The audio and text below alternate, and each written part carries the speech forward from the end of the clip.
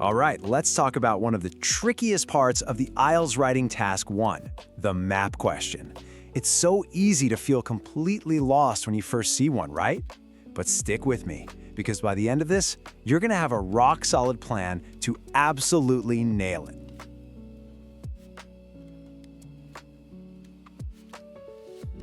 Yeah, this look familiar? You've got two maps, a bunch of buildings and roads, and the clock is just ticking away.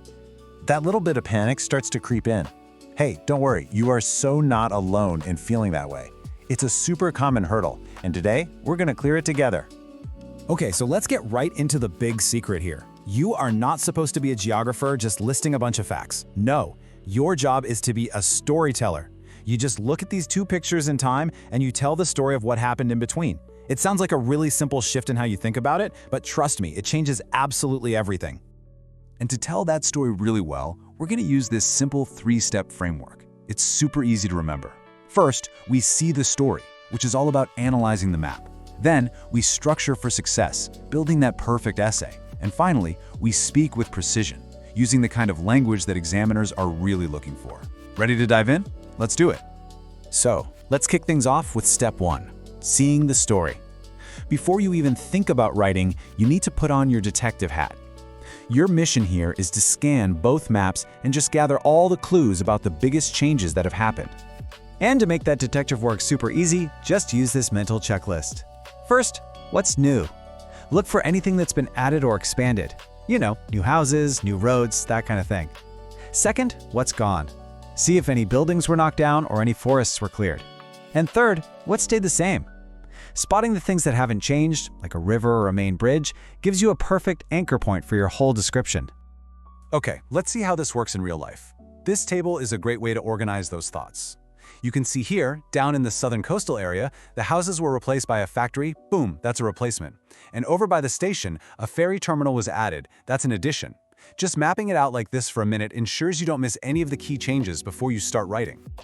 So, your detective work is done. You've got all your clues. Now it's time for step 2, building the structure for your essay. And let me tell you, having a logical structure is absolutely non-negotiable if you want a high band score. It's how you show the examiner that you can think clearly under pressure. And here it is, the perfect blueprint for your essay. It's a simple 4-part plan. You've got an introduction where you just rephrase the question in your own words. Then comes the overview where you summarize the biggest changes. And then you have 2 body paragraphs where you get into the nitty-gritty details, maybe focusing on the north side of the map in one and the south side in the other. See? Super organized. Now that overview is probably the most important paragraph you'll write. Think of it like the trailer for a movie. It's just a quick 1 or 2 sentence summary of the biggest, most obvious changes.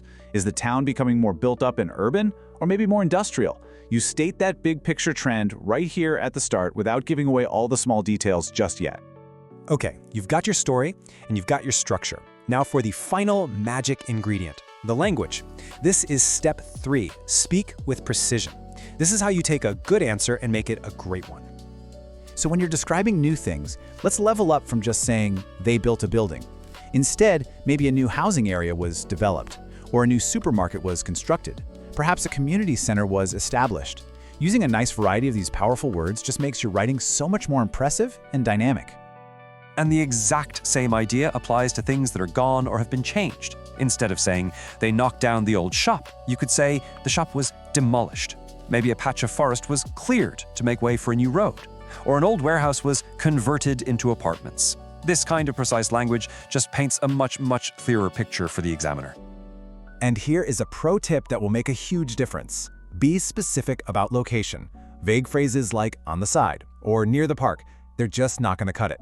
You really need to be specific to show that you've understood the map properly. So, use that compass. Was the new factory built in the northern part of the town? Is the new bike path situated along the river?